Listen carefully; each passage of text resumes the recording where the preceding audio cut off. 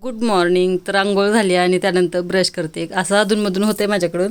आता बाळ लहान असल्यामुळे वेळ भेटला की पटकन अंघोळ करून घेते, मग ब्रश नंतर करते आणि बाहेरचं झाडूनसुद्धा नंतरच घेतले. आता जेव्हा वेळ मिळेल तेव्हा ते काम चाललेलं आहे आता बाळ लहान असल्यामुळे, कारण बाळाला बघत बघतच करावं लागते, दुसरं कोणी घ्यायला नसल्यामुळे. आणि हे सुद्धा बाहेर गेले त्यामुळे आज धारसुद्धा माझ्याकडेच काढायची आहे, तर पेन ठेवून घेतली आहे आणि त्यानंतर मग धाराला बसलो. आणि बाप्पांना काही धार येत नाहीत, बाप्पा म्हणजेच माझे दीर आहेत, त्यांना धार येत नाहीत, त्यामुळे ते बकेट धरून बसतात आणि मी धार काढते.